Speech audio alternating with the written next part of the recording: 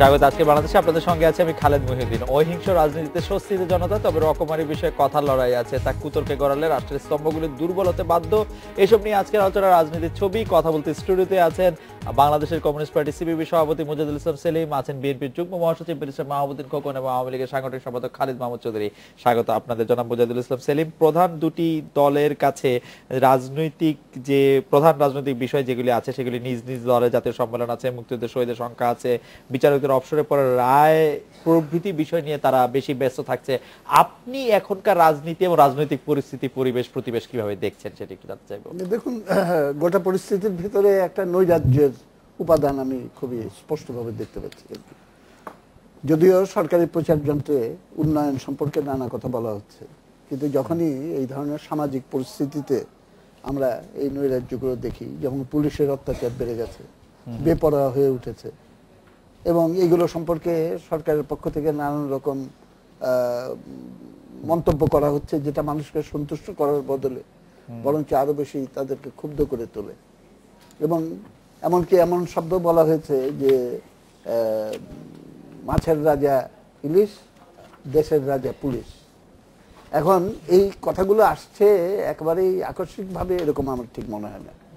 গোটা পরিস্থিতির ভেতরে, রাজনৈতিক পরিস্থিতির ভেতরে কিন্তু আমরা এই উপাদানগুলোকে খুঁজে পাই, এবং তারই প্রতিফলন আমরা সমাজ জীবনে দেখতে পাচ্ছি, রাজনীতির ক্ষেত্রে তো অবশ্যই আমরা দেখতে পাচ্ছি, এবং অর্থনীতিতেও আমরা কিন্তু সেই নৈরাজ্য, এবং যতই উন্নয়নের কথা বলা হোক, আপনি আমার সঙ্গে চলেন, গ্রাম এলাকায় কৃষকের এইবার যে ধান ফসল উঠেছে, সেই ধান তারা অর্ধেক দামে বিক্রি করে দিতে বাধ্য হচ্ছে।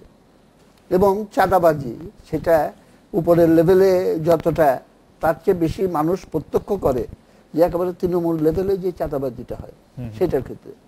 আমি মাঝে মাঝে আমাকে এই কি বলে শেরাটন থেকে ফার্ম গেট পর্যন্ত এই রাস্তা দিয়ে আসা যাওয়া করতে হয়। সেখানে দেখলাম প্রচুর কোটেশন, বঙ্গবন্ধুর কোটেশন, শেখ হাসিনার কোটেশন, কিন্তু ওনাদের নামটা যেই সাইজের অক্ষরে লেখা, যিনি কোটেশন দিয়েছেন তার নামটা তার চেয়ে সম্ভবত একটু বড় অক্ষরে লেখা। এবং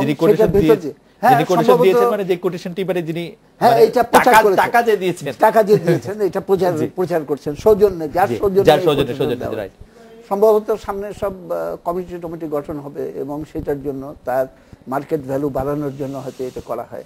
গোটা রাজনীতির ভেতরে কেউ চাক আর না চাক এই জিনিসটা চলে আসতে বাধ্য, কেননা সবকিছুর ভেতরে একটা পণ্যায়ন, কমোডিটিফিকেশন যেটাকে বলে। নৈরাজ্যের উপাদান পণ্যায়নের প্রসঙ্গ বললেন, আমি একটু বেরিয়েছি মাহমুদুদ্দিন খোকনের কাছে জানতে চাই যে ছাত্রলীগের পূর্ণাঙ্গ কমিটি নিয়ে, ছাত্রদলের পূর্ণাঙ্গ কমিটি নিয়ে বিক্ষোভের মধ্যে আবারও ভাঙচুর হয়েছে বিএনপি ভবন, জিয়াউর রহমানের মূর্তি ও খালেদা জিয়ার ছবি ভাঙচুরের সঙ্গে পড়ানো হয়েছে ওই ভবনে থাকা ছাত্রদলের কেন্দ্রীয় কার্যালয়। দলের চেয়ে পদবি বড় হওয়ার কারণ কি আসলে আপনার কাছে কি মনে হয় বেরিয়েছে মাহমুদুদ্দিন খোকন? যে কোনো কমিটিতে কিছু ক্ষোভ থাকতে পারে, তবে এখানে কিন্তু আমরা মনে করি, যেটা আমাদের অলরেডি পার্টি থেকে স্টেটমেন্ট করে বলেছ, এটা সরকারি দলের লোকজনও ইনভলভ হয়ে গেছে। কারণ পুলিশ এখানে আছে, পুলিশ তো যে কোনো যান মাল সম্পত্তি মানে রক্ষা করবে, তাই পুলিশ কিন্তু কোনো দায়িত্ব পালন করছে না, পুলিশকে ইনফর্ম করা শর্ত। এখন এটা পুলিশ আর যদি সরকারের বিরুদ্ধে একটা মিছিল করতো, যদি সঙ্গে সঙ্গে পুলিশ কিন্তু গ্রেপ্তার করতো, এখানে কারো দাঁড়িয়ে দিত না। যেহেতু এখন এটাকে দেখানো হচ্ছে যে আর কি, যা বিএনপি ইন্টারনাল ম্যাটার এভাবে বোঝা যাচ্ছে। আসলে এটার মধ্যে সরকারের ইন্ধন আছে বা সরকার আইন শৃঙ্খলা বাহিনী। আমি জাস্ট একটু একাডেমিক ইন্ডাস্ট্রি জানতে চাই যে যখন ধরেন সিলেটে এমসি কলেজে আগুন দেওয়া হয়, তখন আমরা ছাত্রলীগকে যেরকম সরাসরি দায়ী করি, সেই ক্ষেত্রে কি আমরা বলতে পারি যে এই ক্ষেত্রে বিএনপি বা ছাত্র শিবিরের একটু ইন্ধন আছে? ওটি কোরকম সরকারের ইন্ধন আছে, আপনি মনে করেন যে ওটি তো সরকারের ইন্ধন আছে? আচ্ছা, আমি আমি আমি এই মুহূর্তে চলে যাচ্ছি হচ্ছে যে খালিদ মাহমুদ চৌধুরী আপনার কাছে। আমি আপনার কাছে মূল প্রশ্নটি করার আগে সেলিম ভাই যে ব্যাপারটি তুলে ধরলেন যে নৈরাজ্যের উপাদান, পুলিশের অত্যাচার বাড়া, বেপরোয়া এবং নিচের দিকে চাঁদাবাজি, এই প্রসঙ্গে আপনি কোনো কিছু বলবেন কিনা? এবং কোটেশনের কথা তিনি যেটি বললেন সৌজন্যের প্রচার করার ক্ষেত্রে দলের সাংগঠনিক সম্পাদক হিসেবে, এগুলি আপনার চোখে পড়ে কিনা? আমার চোখে কিন্তু পড়ে। সেলিম ভাই যে কথাটি বলেছেন এগুলো আমাদের দৃষ্টির মধ্যে এসেছে, দৃষ্টির মধ্যে আসে নাই যে তা না, এবং আপনি দেখেছেন প্রত্যেকটা বিষয়ে কিন্তু আমাদের পদক্ষেপ নেওয়া হয়েছে। এখন যে জিনিসটা হচ্ছে যে পুলিশ যে ঘটনাগুলো ঘটাচ্ছে তাৎক্ষণিকভাবে কিন্তু ডিপার্টমেন্ট তাদের পদক্ষেপ নিয়েছে। আমাদের আপনি দেখেছেন যে সংসদ চলছে, সংসদের মধ্যে এই বিষয়টা আলোচনা হয়েছে, আমাদের এমপিদের পক্ষ থেকে এই বিষয়টা সরকারের কাছে সংসদের কমিটি বলেছে যে পুলিশের আলোচনা করা হয়েছে। এবং আপনার যে কথাটি বললেন যে বঙ্গবন্ধু এবং মাননীয় প্রধানমন্ত্রী দলীয় প্রধানের ছবির থেকে যিনি কোটেশন দেন তার ছবি অনেক বড়, সেই জিনিসটা আমাদের এসেছে। মানে এগুলো থেকে অনেক ধরনের ইঙ্গিত করে, যেটা সেলিম ভাই বোঝানোর চেষ্টা করছেন, যেগুলো দেওয়ার অর্থটাই হচ্ছে হয় নিজেকে প্রচার করা অথবা একটা ক্ষেত্র তৈরি করা। সেগুলো আমরা করেছি এবং এগুলো কিন্তু আমাদের পার্টি থেকে সার্কুলার দেওয়া হয়েছে, এগুলো চলবে না, এগুলো বন্ধ করতে হবে। আর নৈরাজ্য এগুলো কিন্তু আপনি দেখেছেন যে এমন অনেক চাঁদাবাজির যে বিষয়টা হচ্ছে, চাঁদাবাজির এই ব্যাপারটা কিন্তু তখন থেকেই শুনে আসতেছে, আমার জন্মের পর থেকে চাঁদাবাজি শুনেছে। তবে এগুলোর ব্যাপারে আমাদের তো জিরো টলারেন্স, আমাদের দলীয়ভাবে আমরা যখন যেখানে এই ধরনের অভিযোগ এসেছে আমরা কিন্তু তাৎক্ষণিকভাবে ব্যবস্থা নিয়েছি। এখন দেখা যায় অনেক সময় আপনার মিডিয়ায় দেখা যাচ্ছে হাইওয়েতে দেখা যাচ্ছে যে আপনার ট্রাকের চাঁদাবাজি করতেছে, চাঁদাবাজি, কিন্তু এই ধরনের যখনই কোনো ধরনের আমাদের নলেজের মধ্যে আসতেছে, আমাদের যখনের মধ্যে এই জিনিস জানতে পারতেছে, আমি দেখেছি সবার বিরুদ্ধে কিন্তু এই ধরনের পদক্ষেপ নেওয়া হয়েছে। মানে আপনার পুলিশ বলেন, র্যাব বলেন, বা আমাদের দলীয় নেতাকর্মী বলেন, ইভেন অন্য যে কোনো মানুষই হোক না কেন, এই পদক্ষেপগুলো নেওয়া হয়েছে। সেগুলো হচ্ছে এখন ব্যাপারটা হচ্ছে যে যেই জায়গায় খালিদ ভাই আপনি যদি এইটা দেখেন যে চাঁদাবাজিটা এখন এত নৈমিত্তিক ব্যাপার হয়ে গেছে যে একজন চা দোকানি বাবুল মিয়া তার কাছ থেকে যে পুলিশ চাঁদা নিচ্ছে সেটা নিশ্চয়ই সেই কনস্টেবলের চাঁদা না, কারণ সে তো একজন সেলিম ভাইদের ভাষায় বলতে হলে তো সেও তো একজন ইউনিফর্ম পরা একজন কৃষকের সন্তানই আছে, আসলে সে তো আলাদা কেউ না, সে তো একটা সিস্টেমের অংশ। সেই চাঁদাটা যে নিয়মিত ওখানে নেওয়া হয়, আমরা যতবার টেলিভিশনে সেখানে গিয়েছি ততবার সেখানকার সব মানুষ বলেছে এবং তাৎক্ষণিক এটা কিন্তু এটার বিরুদ্ধে কিন্তু ব্যবস্থা নেওয়া হয়েছে না। এইটা তো সামনে আসছে, একটা লোক পুড়ে মারা গেছে সেজন্য আপনারা ব্যবস্থা নেওয়া হয়েছে, কিন্তু যে নৈরাজ্যের কথা সেলিম না আমি বলতে চাই আরেকটা জিনিস আপনাকে বলি আমি, সেটা হচ্ছে দেখেন বাংলাদেশের পুলিশ আইন শৃঙ্খলা রক্ষাকারী বাহিনী বলতে আমরা পুলিশকে বুঝি। জি, পুলিশের যেই পরিমাণ লোকবল দরকার সেই পরিমাণ কিন্তু মাননীয় স্বরাষ্ট্রমন্ত্রী বলেছেন আরো 50,000 পুলিশ সদস্য সেটাও কিন্তু সংকট আছে, সেই সংকট আছে। আমি বলছি বাংলাদেশে এখন একটা আন্দোলন চলছে, যুব ইউনিয়ন সেই আন্দোলনের প্রধান উদ্যোক্তা, যে ঘুষ ছাড়া চাকরি চাই সবচেয়ে পপুলার স্লোগানে পরিণত হয়েছে। এটা বললাম এই কারণে যে ওই নির্দিষ্ট পুলিশ সার্জন বা অফিসারকে আমি ব্যক্তিগতভাবে খালি দোষী করছি না, এটা গোটা সিস্টেমটাই এমন হয়ে গেছে যে তাকে বহু লক্ষ টাকা দিয়ে ওইখানে কিন্তু চাকরিটা নিতে হয়েছে। সুতরাং এই ইনভেস্টমেন্টে উঠিয়ে আনার জন্য চেষ্টা করবে এবং এটাই কিন্তু চাঁদাবাজির একটা মানে পৌনঃপুনিক একটা ভিত্তি, সেটা আমাদের ভিতরে রচনা করে চাকরি চাই সেইটা কর্মসূচির কথা বলছেন যে সেটি একটা জনপ্রিয় স্লোগানে পরিণত হয়েছে। আপনাদের এখনকার কার্যক্রমে জনগণ আসলে কতটা সাড়া দিচ্ছেন? আমরা যখন বলি যে কেউ চাঁদাবাজ হয়ে উঠছেন বা কেউ বেআইনি কার্যক্রম করছেন তার পিছনে একটা বড় জনসমর্থন থাকে বলেই কিন্তু তারা আসলে অতটা সাহসী হয়ে ওঠে। আপনাদের ক্ষেত্রে কি হচ্ছে? আপনারা আমি তো বিস্তারিত বলার সময় নাই, আমরা গত জানুয়ারি মাসে ইতিমধ্যে হিসাব করা হয়েছে যে 3000 কিলোমিটার আমরা গ্রামের পথে পথে পদযাত্রা করেছি জনগণের কাছে মুক্তিযুদ্ধের চেতনা তুলে ধরার জন্য, সাম্প্রদায়িক জামাত শিবির যুদ্ধাপরাধীদের বিচার নিশ্চিত করার জন্য। অবশ্যই আমাদের একটা পলিটিক্যাল স্লোগান আছে যে আওয়ামী লীগ এবং বিএনপির বাইরে একটা বিকল্প শক্তিকে আজকে উঠে দাঁড়াতে হবে, এবং তার ভেতরে এই যে ঘুষ ছাড়া চাকরি চাই, কৃষকের অমুক চাই, এইগুলো নিয়ে কিন্তু আমরা মানুষের ঘরে ঘরে যাওয়ার চেষ্টা করি। কিন্তু এই কর্মসূচি গ্রামের পথ দিয়ে যখন পদযাত্রা করা হয় সেটা তো আমরা মিডিয়ার মাধ্যমে জনগণকে জানাতে পারি না, কারণ মিডিয়া ইন্টারেস্টেড অন্য বিষয়ে, যেগুলো হলো মানে কি বলবো সেন্সেশনাল। আমার জানতে ইচ্ছা করে আপনারা যখন বলেন যে জামাত শিবিরের বিরুদ্ধে বা মুক্তিযুদ্ধ চেতনার বিরুদ্ধে, তখন যারা গ্রামের লোকজন তারা আপনাদেরকে আওয়ামী লীগেরই আরেকটি দল এরকম মনে করে কিনা?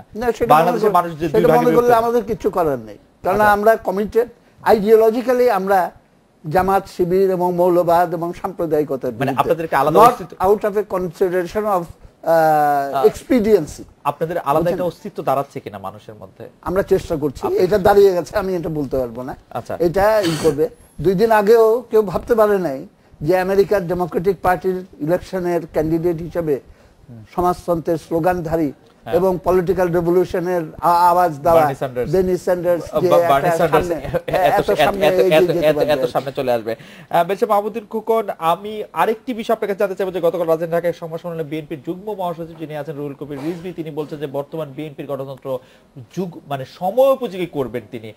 বর্তমান সময়োপযোগী করার প্রয়োজনটি যেহেতু সামনে আসলো, এখনকার বিএনপির গণতন্ত্রকে একটু সেকেলে একটু পিছিয়ে পড়া। আসলে এই যে বাংলাদেশ সংবিধানে কিন্তু যুগের প্রয়োজনে সময়ের প্রয়োজনে পরিবর্তন হয়। একটা রাজনৈতিক দলের গণতন্ত্র সময়ের প্রয়োজনে পরিবর্তন হয়, সেটা বোঝাতে চেয়েছেন। এই গণতন্ত্রটি কোন দিকে যাচ্ছে? এটি কি আমরা বিএনপিকে একটি মধ্য ডান বা একটি সহনশীল ডানপন্থী দল হিসেবে জানি, এটি কি চরম ডানপন্থী একটি দলে পরিণত হচ্ছে নাকি আরেকটু উদারপন্থী? আদর্শগত কোনো পরিবর্তন হবে না। এটা গণতন্ত্রের পরিবর্তনে কি চেয়ারপারসনের ক্ষমতা কমছে ওরকম কিছু? এটা না, এটা বা চেয়ারপারসনের ক্ষমতা আরো বাড়ছে? বিভিন্ন কমিটি সম্বন্ধে বিভিন্ন কমিটিগুলোর ব্যাপারে রিকনস্ট্রাকশন করাবে, মানে মূল বিষয়গুলি ঠিক রেখে যে চেয়ারপারসনের ক্ষমতা অবজেক্ট ক্লজ ঠিক রেখে, প্রিন্সিপাল ঠিক রেখে, নীতি ঠিক রেখে, সেই প্রিন্সিপাল হচ্ছে চেয়ারপারসনের অনেক ক্ষমতা, তারপরে ওই যে ওগুলি ঠিক রেখেই আপনার যেটা হলো যে আপনার ওই বিভিন্ন কমিটিগুলো বিভিন্ন এমনি কি কোনো আদর্শিক পরিবর্তন আসছে? যে না, কোনো পরিবর্তন এরকম আমরা তো বিএনপি, আমি সবসময় বলি বিএনপি সবচেয়ে বাংলাদেশে একটা রাজনৈতিক দল, সেই দলের সেক্টর কমান্ডার ছিল প্রেসিডেন্ট জিয়াউর রহমান, সেটা বিএনপি, আর কোন রাজনৈতিক দলের নেই। এবং বিএনপিতে মুক্তিযুদ্ধ অনেক বেশি। আমি যেটা আলোচনা আসছে পুলিশ নিয়ে, দেশের আমাদের বর্তমান অবস্থা নিয়ে, আমি আসলে বর্তমান যে অবস্থাটা দেশে চলছে এটা একটা নৈরাজ্যকর অবস্থা, হতাশাজনক অবস্থা। আপনি ধরেন পুলিশ কেন বাড়াবাড়ি করবে না? আমি অনেক জায়গাতে এরকম শুনছি, আমাদের লোকজন বলেছে এবং ছাত্রলীগ যুবলীগের কর্মীদেরকে পুলিশ শাসায় যে ক্ষমতা আমরা রাখছি তোমাদেরকে, হ্যাঁ আমরা তোমাদের রাখছি, এটা তো ভালো। ক্ষমতা রাখছি, যুবলীগের কর্মীদের শাসালে শাসায় তোমরা চাঁদাবাজি তোমরা করবে কেন? করলে আমরা করবো। যুবলীগ করবে কেন? ছাত্রলীগ করবে কেন? আমরা করবো। ক্ষমতা সরকার আমাদের।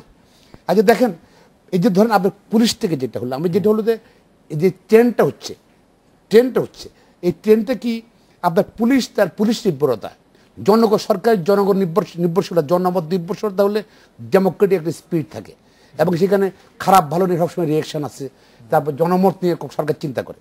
আজ দেখেন আমাদের নির্বাচন, আজকে সবচেয়ে বড় সমস্যা আমাদের হলো নির্বাচন পদ্ধতিতে আমাদের ধরেন নির্বাচন কি সিস্টেমটা কি হচ্ছে এবং এটা কতদিন চলবে ওই ডোন্ট নো বাংলাদেশের। এটা এখান থেকে আমরা উত্তরণ করতে নির্বাচন পদ্ধতি আমাদের জন্য সমস্যা কেন? না, সমস্যা কেন? আপনি ধরেন আমাদের নির্বাচন কমিশন আছে, এই যে ইউনিয়ন নির্বাচন দিবে, তাদের একটা লজ্জা লাগে না যে পৌরসভা নির্বাচনে কি হয়েছে না হয়েছে, কোনো একটা প্রিজাইডিং অফিসারের বিরুদ্ধে তারা কোনো ব্যবস্থা নেয়নি। হরে সারা দেশে প্রত্যেক জায়গার মধ্যে পৌরসভা নির্বাচন কি হয়েছে, স্পেসিফিক কয়টি অভিযোগ করেছেন কোন প্রিজাইডিং অফিসার? আমি অভিযোগ করব না, অভিযোগ তো আপনি দেখছেন সব প্রত্যেক জায়গাতে একটা অভিযোগ করে তারা ডিসপোজ আপ করে নাই, নট এ সিঙ্গেল। আপনারা কয়টা অভিযোগ করেছেন? অনেক করেছি, অনেক শত হবে প্রত্যেক এলাকাটা করেছি, প্রত্যেক এলাকাটা কারণ ধরেন এই নির্বাচনে প্রত্যেক এলাকাটা আছে, একটা ডিসপোজ আপ করবে তারা মনে করে একটা পোস্ট বক্স, একটা চিঠির বাক্স মনে করে নির্বাচন কমিশন চিঠি পাচ্ছে। তো এখন আমাদের সমস্যা যেটা হলো কি, ইলেকশন কমিশন আছে, রিটার্নিং অফিসারে আছে, প্রিজাইডিং অফিসার আছে, পুলিং অফিসার আছে, এবং পুলিশ আছে, র্যাব আছে, আইন শৃঙ্খলা বাহিনী আছে, হ্যাঁ, কিন্তু ভোটার নাই, ভোটার ছাড়া নির্বাচন, সন্ত্রাসীরা আছে। উই হ্যাভ টু হ্যাভ মানে ফেয়ার ইলেকশন প্রসিডিউর, এবং নির্বাচন কমিশন বা নির্বাচন যারা সংশ্লিষ্ট সবাই যেন ফেয়ারলি কাজ করতে পারে। আর এটা হলো কি জানেন, আমাদের এই উত্তর এখান থেকে যত গণতন্ত্রের কথা বললাম না, আপনি যদি মানুষকে 5 বছর কাজ করলেন আপনি, আর ভোট দেওয়ার দিন আপনি ভোট দেওয়ার সুযোগ নেই, আপনার ভোট দেওয়ার মাঝখানে নিয়ে দেয় ভোট। আমরা আপনাকে এখানে একটু করি, আমরা একটা বিরতি নিচ্ছি, বিরতির পরে এসে জনাব খালিদ মাহমুদ চৌধুরী, আওয়ামী লীগের শাসন আমলে যে নির্বাচন ব্যবস্থা যে ভেঙে পড়েছে, নির্বাচন ব্যবস্থা কোনো কাজ করছে না, এই অভিযোগ বিএনপির পক্ষ থেকে তোলা হচ্ছে, এইটা আপনি বিএনপি না দেশবাসী বলি যে দেশবাসীর টেলিভিশন আসছে, পত্রপত্রিকা টেলিভিশন আসছে, রেডিওতে আসছে, আমরা এই সম্পর্কে আপনি কি বলেন আমরা একটু শুনতে চাইবো। আপনি যদি দেশবাসীর সম্পর্কে আরেকটু শুনতে চান যে নির্বাচন পদ্ধতি সম্পর্কে, আমরা সেলিম ভাইকেও শুনতে পারি। আমরা একটা বিরতি নিয়ে ফিরছি।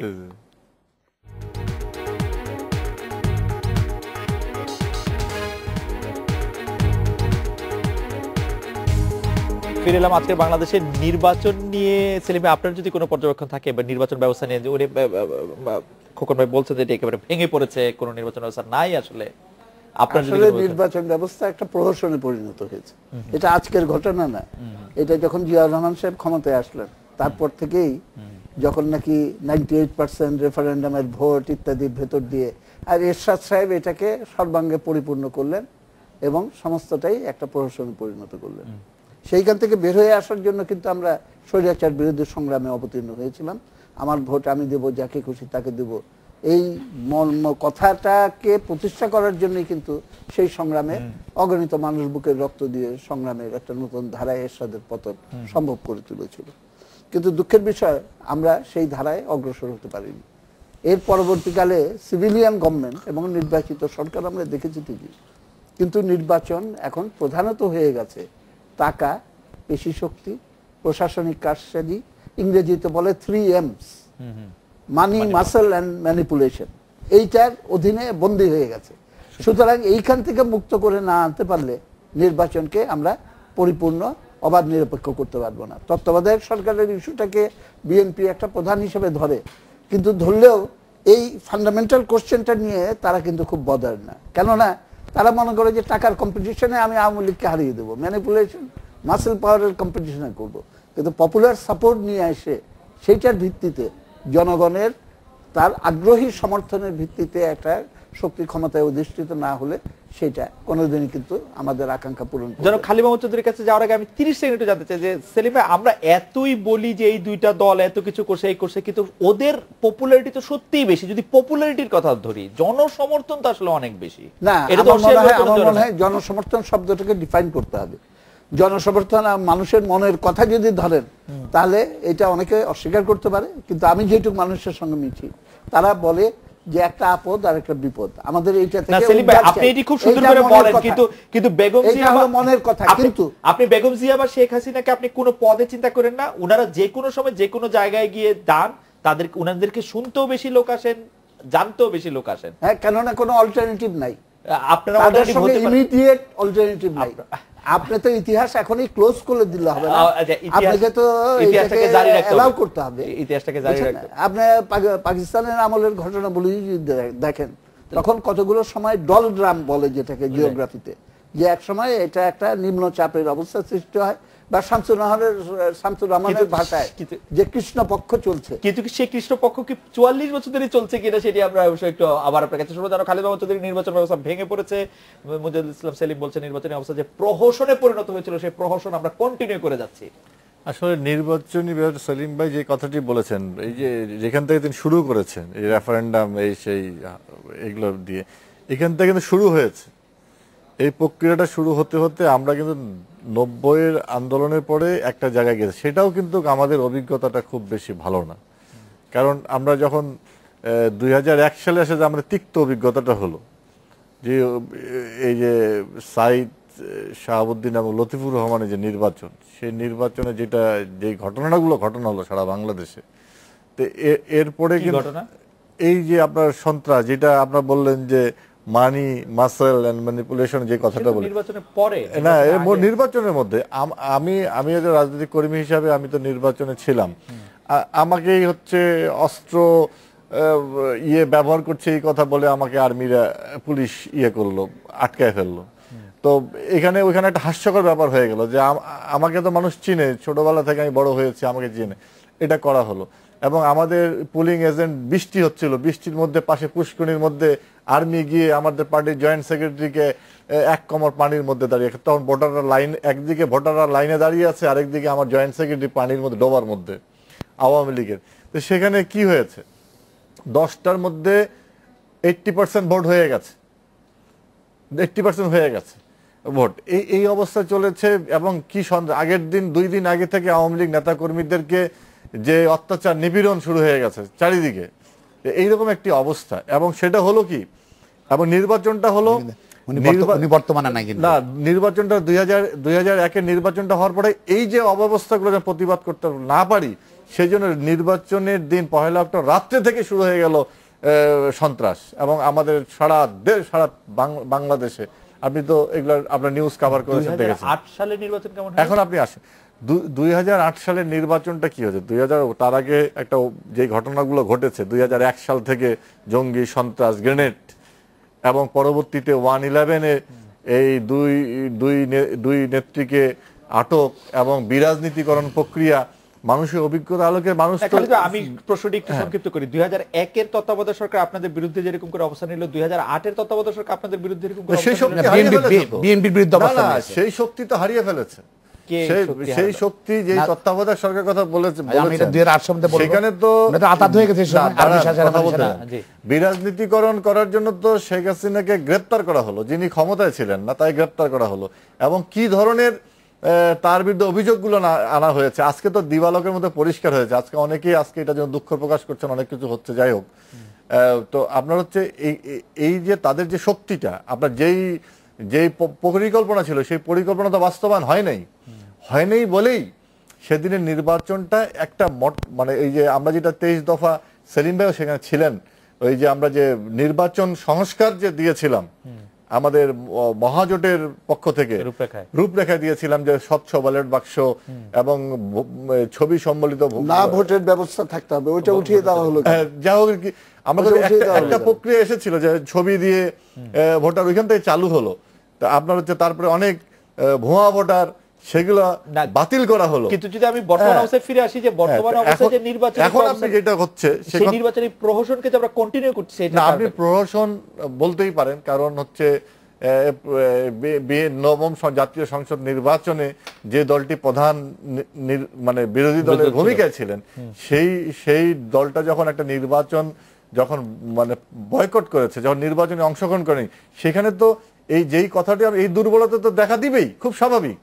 এবং শুধু নির্বাচন বয়কট করে চুপচাপ থাকেনি, টোটাল নির্বাচনী বিষয়টাকে যেন ধ্বংস করার জন্য, নির্বাচন যেন না হয়, এটা তো একটা বড় ধরনের ব্যাপার। সেটা অনেক কথা চলে আসবে, অনেক বিষয়বস্তু চলে আসবে। নির্বাচনটাকে বন্ধ করার জন্য যেই ধরনের প্রক্রিয়াগুলো তৈরি করা হয়েছিল, সেই জায়গাটা কথা বলতে পারেন না। খালিদ ভাই, বড় তর্কে যাওয়ার আগে আমি শুধু এরকম বলি যে 2007 সালের 22 জানুয়ারি যে নির্বাচন ছিল, সেই নির্বাচনকে আওয়ামী লীগ বর্জন করেছিল। না, আমরা বর্জন করি নাই। 2007 সালে 22 জানুয়ারি আমরা নির্বাচনে অংশগ্রহণ করেছিলাম। কিন্তু আপনার নির্বাচনে আমরা অংশগ্রহণ করেছিলাম। যখন এরশাদ সাহেবের মনোনয়নটা করা হলো না, তখন আপনারা প্রত্যাহার করেছিলেন। আমরা নির্বাচনে অংশগ্রহণ করেছিলাম এবং নির্বাচন আমরা নমিনেশন পত্র সাবমিট করেছিলাম এবং প্রত্যাহার করে এবং আমরা প্রত্যাহার বাধ্য হয়েছিলাম। আপনি প্রত্যাহার করে নিয়েছিলেন? আমরা বাধ্য হয়েছিলাম। আপনারা প্রত্যাহার করে নিয়েছিলেন, কিন্তু সেই প্রত্যাহার করা আমাদেরকে নির্বাচন পর্যন্ত যেতেই দেওয়া হয়নি। মানে আপনারা প্রত্যাহার করে নিয়েছেন, সেটিকেও আপনি বলবেন যে সেটি বাধ্য হওয়া? না, আমরা যে নির্বাচন করার যে আমাদের আগ্রহটা ছিল, নির্বাচন করার যে আমাদের যে সিদ্ধান্ত ছিল, সেটা তো আমরা 300 জনের নমিনেশন দিয়েছি। সেটা কেন আপনারা প্রত্যাহার করে নিলেন? তারপর নির্বাচন যেই প্রক্রিয়াগুলো এখানে নির্বাচনে আসার কথা ছিল, সেগুলো আস্তে আস্তে যখন ভেঙে ফেলা হলো, যখন একটা দলকে নির্বাচিত করার যে ক্ষেত্র তৈরি করা হচ্ছিল, তখন এটা তো নির্বাচন করার কোনো যৌক্তিকতা ছিল না। আমি একই ফর্মুলায় কি বিএনপি নির্বাচনের যৌক্তিকতা? বিএনপি তো নির্বাচন করতে চায়নি, বিএনপি নির্বাচনটাকে ঠেকাইতে চাইছে, নির্বাচনকে প্রতিহত করতে চেয়েছে, এবং নির্বাচনকে বর্জন করেছে। আমরা এটা বিরতি নিচ্ছি, বেরিয়েছে মাহমুদ্দিন খোকন। বিরতির পর ফিরে এসে আপনার কাছে জানতে চাইবো যে গতকাল আপনাদের ভারপ্রাপ্ত মহাসচিব বলেছেন যে সরকার ক্ষমতায় টিকে থাকতে বিচার বিভাগকে নিয়ন্ত্রণের চেষ্টা করছে। সম্প্রতি আমরা দেখলাম যে অবসরের পর রায় লেখা নিয়ে প্রধান বিচারপতির এক বাণী সরকারের দলের জন্য বিব্রতকর। আপনারা কি তারপরও এটা বলবেন যে বিচার বিভাগকে তার নিয়ন্ত্রণ করতে চেষ্টা করছেন সরকার, মানে এই বাণীর পরেও? অন্যদিকে আরেকটি বিষয় একটু জানতে চাইবো যে আপনারাও তো অনেকে, আপনাদের নেতা কর্মীরা এখন জামিনে আছেন, তারা কি সরকারের অনুকূলেই জামিনে আছেন কিনা, সেটিও একটু আপনার কাছে জানতে চাইবো। যে আমরা একটা বিরতি নিয়ে ফিরছি, আপনাদের কথা যদি সত্য হয়।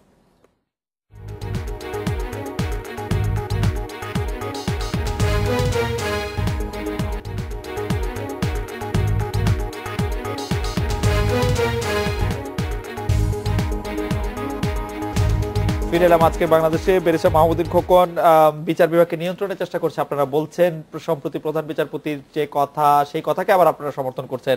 আবার আপনারা বলছেন যে বিচার বিভাগ নিয়ন্ত্রণের যে দাবি তুলছেন। আমি জানতে চাইছিলাম যে আপনাদের মির্জা ফখরুল ইসলাম আলমগীর ভারপ্রাপ্ত মহাসচিব সহ যারা বিচার বিভাগের সুবিধা নিয়ে এখন জামিনে আছেন, সেটা সরকারের অনুকূল শুনে না।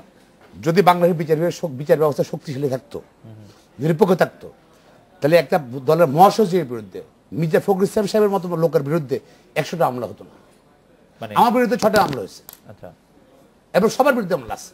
এবং ছোট এটা গেলে মামলা কোনো হতো না, কারণ দলীয় বিচারপতি নিয়োগ করার পর গিয়ে নিয়ন্ত্রণ করতে চায় তারা। এবং এতে গিয়া আপনার ধরেন সবাই সাফার করতে হচ্ছে, আমাদের সাফার করিয়েছে।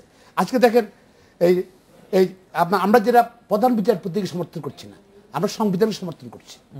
একজন বিচারপতি শপথে কি বলে, একজন বিচারপতি শপথে বলা আছে তার, সে শপথে কি বলা কাইন্ডলি দেখেন আপনি 145 রাইট। হ্যাঁ, অন্যদের মাননীয় মন্ত্রীদের মাননীয় প্রধানমন্ত্রী রাষ্ট্রপতির শপথ একরকম, সাংবিধানিক আর বিচারপতির শপথ হলো এইভাবেই। আপনি যদি কাইন্ডলি দেখেন বাংলাদেশ আমি বাংলাদেশের সংবিধান আইনের রক্ষণ সমর্থন নিরাপত্তা বিধান করিব। হ্যাঁ, ঠিক আছে, হ্যাঁ। আমি ভীতি অনুগ্রহ অনুরাগ বিরাগের বশবর্তী না হইয়া সকলের প্রতি আইন অনুযায়ী যথাবিধ আচরণ করিব। রাইট। দেখেন আপনি শামসুদ্দিন মানিক সাহেব, জাস্ট একটা এক্সাম্পল, তাকে কনফার্ম করেন বিএনপি, সত্য কথা, ঠিক আছে, তাকে অ্যাপয়েন্টমেন্ট দিয়েছিল 96 গভর্নমেন্ট, করে নাই। সে কি বিচারক হওয়ার উপযুক্ত ছিল? আজকে দেখেন বাংলাদেশ নয়, পৃথিবীর ইতিহাসে নজিরবিহীন একজন আপিলের বিচারপতি, যিনি মাত্র 4 মাস আগে রিটায়ার করেছে, উনি রাস্তায় দাঁড়ায় প্রধান বিচারপতির সঙ্গে বলছে। ইটস এ ইনস্টিটিউশন, এটা প্রতিষ্ঠানের বিরুদ্ধে। এরকম ঘটনা কখনো পাবেন না আপনি, কোথাও পাবেন না পৃথিবীতে। এখন আপনি যেটা বলছেন, আমরা কনস্টিটিউশনে কি বলা আছে, আপনারা বলছেন যে বিচারপতিদের নিয়োগ দেওয়া হয়েছিল হচ্ছে, বিচারকদের নিয়োগ দেওয়া হয়েছিল হচ্ছে দলীয় দৃষ্টিতে, এবং তার কি সে যে দলবাজ ছিল, আজকে মিটিং মিছিলে যায়, আজকে তার টক শোতে আসে, এটা প্রমাণ। আপনার কি এটা মনে পড়ে যে আপনাদের নিয়োগ করা একজন বিচারক হাইকোর্ট বিভাগ থেকে অপশন নিয়ে আপনাদের সংসদ নির্বাচন করেছিলেন? আমি জাস্টিস এমএম হকের কথা বলছি। সংসদ নির্বাচন করছে, কিন্তু সে মানে এরকম পাবলিকলি দলবাজ। উনি যে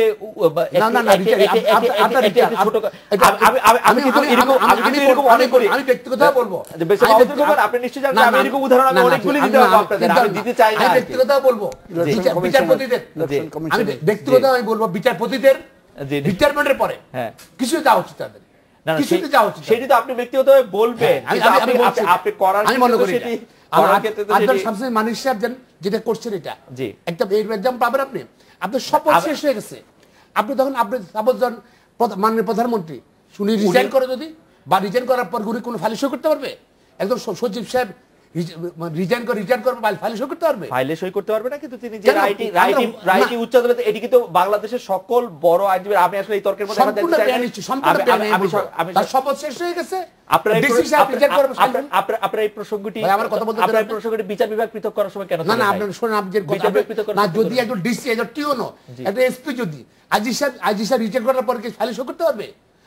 বিচার ভিতরে সই করতে পারবে? পারবে না। বিচার রায় লিখতে পারবে? পারবে না, কারণ তার শপথ শেষ হয়েছে।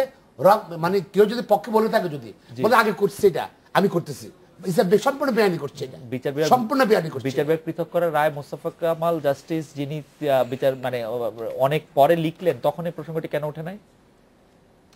উঠে নাই কেন? যাই হচ্ছে, যেটা হয়েছে, যে সময় হয়েছে, এর একটা বড় কারণ হচ্ছে সবকিছু। আপনি যদি ইলিগাল শুনে, ওই যে খালেদ ভাই মতন আগে উনাকে প্রশ্ন করছেন কি বর্তমানে নির্বাচন ব্যবস্থা সম্বন্ধে, উনি আগেটা বলে গেছেন, এবার আলোচনা করেন নাই। এখন আপনারা যদি আগেটা চিন্তা করেন হবে না। আমি আগে ইলিগাল কাজ করছি, ইরেগুলার করছি, let us come start to make to rectify, right. এর জন্য রুল করার কথা বলা হয়েছে, রুল নিশ্চয়ই করবেন না। আমি আপনাকে যে মতামত দিচ্ছি, যেটা আছে আপনার পুলিশ, আপনি পুলিশ সম্বন্ধে বলছেন, আপনি পুলিশ কি হয়েছে? বিএনপি নেতারা শোনেন, দেশের ক্ষতি হচ্ছে। যেন আজকে অর্থমন্ত্রীর বক্তব্য, আজকে অর্থমন্ত্রী একটা হলো বিদেশি সহায়তার এভিডেন্স আয় কমেছে, দিয়েছে অর্থমন্ত্রী আজকে বক্তব্য। আবার বলছে যে সরকারি ব্যাংকগুলোর অবস্থা ভালো নয়, government fail to manage the country properly. That is অর্থমন্ত্রী যদি এই কথা বলে, দেখেন পারছে না কেন? কারণ সরকারের ম্যান্ডেট, যেটা পিপলস ম্যান্ডেট, সেটা নাই। আমার মনে হয় যে বেশ মাহমুদুল খোকন, আমরা আসলে অনেকগুলি বিষয় চলে গেছে। আপনি যেই বিষয় দিয়ে দেখাচ্ছেন যে আপনি শেষ করি, আপনি যেটা বিএনপি কে, আপনি বিরোধী দলকে আপনি দুর্বল করতেছেন, তো বিরোধী রাখবেন না। আপনি কি দুর্বল করছেন? আপনি নেতাদেরকে হয়তো মামলা দিয়েছেন, জেলে দিয়েছেন, বেগম খালেদা জিয়াকে, আমাদের দেশটি বেগম খালেদার বিরুদ্ধে মামলা দিয়েছেন, তার বিরুদ্ধে মামলা দিয়েছেন, অন্যদের মামলা দিয়েছেন, কিন্তু জনসমর্থন সেটা হাত দিতে পারেন নাই। আমরা মনে করি, আমরা দাবি করি এখন 80% জনগণ আপনার বিএনপির পক্ষে বা সরকার বিরোধী অবস্থান নিয়েছে। সরকার বিরোধী অবস্থান নিয়েছে, কিন্তু বিএনপির পক্ষে নিয়েছে কিনা? বিএনপি সবচেয়ে বড় সফলতা কি জানেন আপনি? সবচেয়ে বড় সফলতা আজকে বিএনপি, বেগম খালেদা জিয়ার সবচেয়ে বড় সফলতা। আওয়ামী লীগ একটা, বিএনপি আওয়ামী লীগ তুলনা করলে আওয়ামী লীগ একটা আন্দোলন সংগ্রামের মধ্যে সৃষ্টি করার দল, যে দলটা বাংলাদেশের বিএনপির সফলতাটা কি? শুনেন, জি, যে দলটা বাংলাদেশ স্বাধীনতা সংগ্রামের নেতৃত্ব দিয়েছে, রাইট। আমরা প্রেসিডেন্ট জিয়া রহমান স্বাধীনতা ঘোষণা দিয়েছি, সেটা অন্য কথা, কিন্তু নেতৃত্ব দিয়েছে। এবং যে দলটার জনসমর্থন, সেই দল আজকে কিন্তু জনগণকে ভয় পায়। পার্লামেন্ট নির্বাচনে যায় না, মানুষ যেন বিরোধী দল যেন অংশগ্রহণ না করতে পারে, সেই জন্য তারা কৌশল। আওয়ামী লীগ যেটা চায় সেটা আবার আপনারা খুব ভালো করে পালন করেন। আমাদের শেষ করতে হবে, আমরা এই পর্বে সিটি কর্পোরেশন নির্বাচন দেখেন, পৌরসভা নির্বাচন দেখেন, সামনে ইউনিয়ন নির্বাচন দেখবেন। আওয়ামী লীগ একটা স্কুল ম্যানেজিং কমিটি নির্বাচন হলো, সেখানে ভয় পায় নির্বাচন। আজকে আওয়ামী লীগ আজকে স্মল করে দিয়েছে জনসমর্থন। সেটা হচ্ছে যে বিএনপি আমাদেরকে কথা বলার সুযোগ আছে। আমরা একটা বিরতি নিতে হচ্ছে। সাহায্য এটা হলো আওয়ামী লীগ। খোকন ভাই, আমাদের এটা বিরতি নিতে হচ্ছে। আমরা এটা বিরতি, আমরা এটা বিরতি নিয়ে ফিরে আসছি আসলে।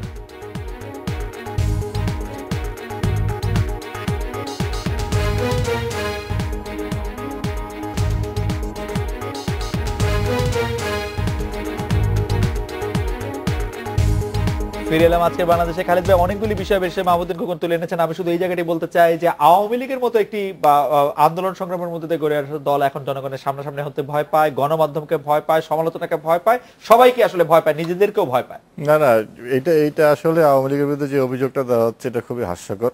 কারণ আওয়ামী লীগ জনগণকে ভয় পায় এবং হচ্ছে সমালোচনাকে ভয় পায়। আমরা প্রতিনিয়ত সমালোচনার মধ্যে আছি। জনগণকে ভয় পায় এবং হচ্ছে সমালোচনাকে ভয় পায়। আমরা প্রতিনিয়ত সমালোচনার মধ্যে আছে।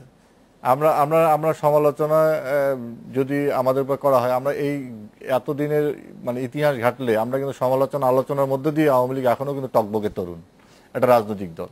কাজেই আমাদের যদি এই কক্ষপথ চুক্ত হয়ে যেতাম তাহলে কিন্তু এই দলটা এতদিনে এই জায়গায় ছিল না। 75-এর 15 আগস্টে এটা সেলিম ভাই বলছিলেন যে যেইভাবে আওয়ামী লীগের উপরে বা নির্যাতন চালানো হয়েছে, ইয়ে করা হয়েছে, আওয়ামী লীগের পর্যদস্ত করা হয়েছে, কি করা হয়নি? আমাদের উপর তো বঙ্গবন্ধু খুনিদেরকে চড়িয়ে দেওয়া হয়েছে। আমাদেরকে এমন কোনো মানে মানে নির্যাতন করা হয়নি যে মানে নাই। তারপরেও কিন্তু আওয়ামী লীগ আছে। আওয়ামী লীগকে নিশ্চিহ্ন করে দেওয়ার জন্য যা যা করা দরকার ছিল সবই করা হয়েছে। জিয়াউর রহমান এরশাদ সবই করেছে, সেটা থেকে আমরা শিক্ষা নিয়েছি এবং পরবর্তী সবই হয়েছে। আমরা তো অবশ্যই আমরা প্রত্যেকটার বাকে বাকে আমরা শিক্ষা নিয়ে আমরা এই জায়গায় সেজন্য অন্য কোন দলকে নিশ্চিহ্ন করার পরিকল্পনা, নিশ্চিহ্ন করার কিছু না, আমরা নিশ্চিহ্ন করার একটা জায়গায় আছি। এই কথা আপনার সঙ্গে একমত। সেটা হচ্ছে মুক্তিযুদ্ধ বিরোধীদেরকে আমরা নিশ্চিহ্ন করার সংগ্রামে আছি।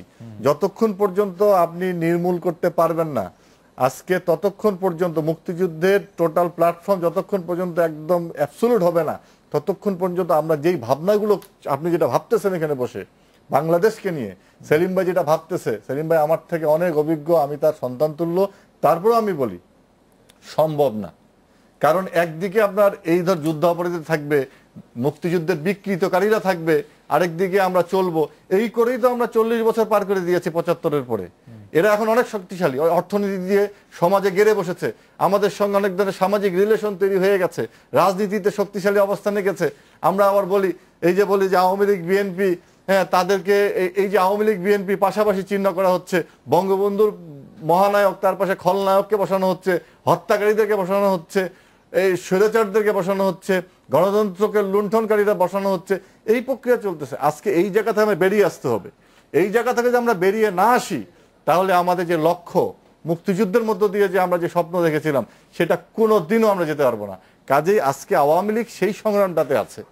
আজকে আওয়ামী লীগ এই সংগ্রামটাতে আছে যে মুক্তিযুদ্ধের যে চেতনা প্রতিষ্ঠিত করতে হয়, তাহলে আজকে প্রথম যে জিনিসটাকে নির্মূল করতে, উৎপাদন করতে হবে সেটা হচ্ছে মুক্তিযুদ্ধ বিরোধীদেরকে। এই জন্য এখানে আমি সকল মুক্তিযুদ্ধের বিশ্বাসী মানুষদেরকে আমি আহ্বান জানাবো। আওয়ামী লীগ কতটা মুক্তিযুদ্ধের চেতনায় বিশ্বাসী এখনকার? মুক্তিযুদ্ধের চেতনায় বিশ্বাসী বলেই তো আমরা এই ধরনের পদক্ষেপগুলো গ্রহণ করেছি। আজকে যুদ্ধ অপরাধের বিচার হচ্ছে। আজকে বঙ্গবন্ধুর মতো জাতির পিতা, যে যিনি স্বাধীনতার স্বাধিকার সংগ্রামে নেতৃত্ব দিয়েছেন, তার হত্যাকারীদের বিচার সম্পন্ন হয়েছে, কার্যকর হয়েছে। তার জন্য আপনারা অভিনন্দন পাবেন। কিন্তু প্রতিনিয়ত আজকে যে নেতৃত্ব দিচ্ছে এই সংগ্রামে শেখ হাসিনাকে, তাকে হত্যার, তার বিরুদ্ধে ষড়যন্ত্র, অনেক পরিকল্পনা হচ্ছে, কত জাতীয় আন্তর্জাতিক চক্রান্ত চলছে। আমরা কিন্তু এই ঝুঁকি নিয়েই এই ঝুঁকি নিয়ে কিন্তু সংগ্রামে আছি। মুক্তিযুদ্ধের চেতনা যেন বাংলাদেশে মুক্তিযুদ্ধের চেতনা বলতে গণতন্ত্র, সমাজতন্ত্র, ধর্মনিরপেক্ষতা, জাতীয়তাবাদ, অবশ্যই এগুলি নির্মূল করতে বললে এটা পাবেন না তো। আপনি নির্বাচনের কথা বলছেন তো, নির্বাচন ব্যবস্থা এরকম কেন? এইটার জন্য এই যে মুক্তিযুদ্ধ বিরোধী শক্তিরা দায়ী, তারাই আমাদের ঢুকে গেছে। আজকে এই বাংলাদেশে এই যে খুন খারাপি, রক কাটার রাজনীতিকে, একটা ভুলের জবাব কি আরেকটা ভুল। গতকালকে আমি সংসদ থেকে যখন বেরোচ্ছি, জানি আমি হেঁটে হেঁটে যাচ্ছি, আমাকে একজন হাত ধরে টানে নিয়ে বলল যে ভাই আপনাকে আমি টেলিভিশনে দেখি, আপনাকে আমার পছন্দ হয়। আমি কি আপনি? আমার বাড়ি জয়পুরহাট। কি বলেন, আপনি কিছু বলবেন আমাকে? না না না, এই যে আপনার রক কাটা বাহিনীগুলোকে যে সোজা করে দিলেন, এই জন্য আপনাদেরকে ধন্যবাদ। জি, আমার মনে হয় যে ওনার কোনো কাজও আপনার কাছে থাকতে পারে। আপনাকে ধন্যবাদ জানাই খালিদ মাহমুদ চৌধুরী। আমি জনাব মুজাহিদুল ইসলাম সেলিম, আপনার অনেকগুলো প্রসঙ্গ এখানে উত্থাপন হয়েছে, একবারে সংক্ষেপে বলছি। প্রথম কথা হলো, আমাদের একটা বড় রকম রুগ্নতার ভেতরে চলছে, এটা হলো পলিটিক্স অফ আইডিওলজি। এইটাকে নিচে ফেলে পলিটিক্স অফ কনভিনিয়েন্সের ভেতরে চলে গেছে। সুতরাং মুক্তিযুদ্ধের চেতনার জায়গাটা, সেটা সমাজতন্ত্র যদি এখনো আওয়ামী লীগ মানে, তাহলে পরে আমি অনুরোধ করব আওয়ামী লীগের আগামী কাউন্সিলে তাদের গঠনতন্ত্র আবার পুনঃ সংশোধন করে সমাজতন্ত্রের ধারাটা আবার এখানে ফেরত নিয়ে আসুক, খোলা বাজার অর্থনীতি বাদ দিয়ে সেটা সেই জায়গাটায় যাক। 2 নম্বর হলো, সামগ্রিক বিচারে মুক্তিযুদ্ধের চেতনা ধারায় বাংলাদেশকে অগ্রসর করার ক্ষেত্রে আমার মূল্যায়ন হলো আওয়ামী লীগ সেই পথে একটা ব্যর্থতার পরিচয় দিচ্ছে। মুক্তিযুদ্ধের চেতনার ধারায় আমাদের বাংলাদেশকে অগ্রসর করতে পারছে না। কিন্তু আরো বড় সত্য হলো, বিরোধী দল হিসাবে বিএনপি চরম ব্যর্থতার পরিচয় দিয়েছে। আমরা সেই সময় বলেছিলাম যে বিএনপির আন্দোলন করার অধিকার আছে, কিন্তু পেট্রোল দিয়ে মানুষ মারার অধিকার তাদের থাকতে পারে না। 3 নম্বর কথা, আমি খালি সবিনয়ে অনুরোধ করব, 2 জন নেতৃবৃন্দ আছে, যে 2টা দলেরই কনফারেন্স কাউন্সিল সামনে আছে। আওয়ামী লীগের প্রতি অনুরোধ, কনফারেন্স শুরুর আগের দিনেও যেন অন্ততপক্ষে জামাতে ইসলামকে নিষিদ্ধ করা হয়, এবং বিএনপির কনফারেন্স করার আগের দিনে অন্ততপক্ষ বিএনপি যেন বলে যে আমরা জামাতে ইসলামের সঙ্গ আমরা পরিত্যাগ করলাম। আরেকটা ভাই, এই সংগ্রামে আপনাদেরকে আমরা পাশে চাই কি, আমরা আগে আছি। হেফাজত আওয়ামী লীগের অফিস আগুন দেয় নেই, আগুন দিয়েছে হলো কমিউনিস্ট পার্টির অফিসে, এবং 5 ঘন্টা ধরে আগুনে পড়েছে। এবং আমি টেলিফোন করেছি, কত জায়গায় যে ফোন করেছি, তারা কেউ আসে নাই সেই আগুন নেভানোর জন্য। এবং হেফাজতকে আপনারা আসতে দিলেন, কিন্তু আমাদের গণজাগরণ মঞ্চের ইমরানকে আপনারা কিন্তু চট্টগ্রাম যেতে দিলেন না। এইটা হলো কোশ্চেন অফ, বলে যে এটা হলো কম্প্রোমাইজ করে করে চলতে হয়। কিন্তু কম্প্রোমাইজ যখন বেসিক নীতির বিরুদ্ধে চলে যায়, তখন কিন্তু পয়েন্ট অফ নো রিটার্ন চলে আসে, যখন আপনি আবার সেই জায়গায় আর কোনোদিন ফিরে আসতে পারবেন না। লাস্ট আরেকটা অনুরোধ, কনফারেন্স সামনে, দেশে যদি গণতন্ত্র চাই, দলের ভেতরে গণতন্ত্র থাকা খুবই প্রয়োজন। ওর জন্য 2টা দলের কাছে আমরা অনুরোধ করব, সুপ্রিমো কালচার এইখান থেকে বেরিয়ে আসতে হবে। কিন্তু সেলিম ভাই, আমি ওনাদের কাছে যাওয়ার আগে আপনিও তো আপনার দলের অনেক দিন ধরে প্রধান। হ্যাঁ, না না না, সেটা না, সিপিবি বলতে আমি প্রধান আবার থাকতে পারি, শেখ হাসিনা প্রধান থাকতে পারে, এটা দিয়ে সুপ্রিমো হয় না। সুপ্রিমো হয় হলো যে দলের নীতি কি হবে না হবে সেইটা এককভাবে ঠিক হচ্ছে, ওনার বক্তৃতাতে ঠিক হচ্ছে, নাকি একটা ডকুমেন্ট 3 মাস আগে সার্কুলেট হবে, যে ভিত্তিতে অ্যামেন্ডমেন্ট সমক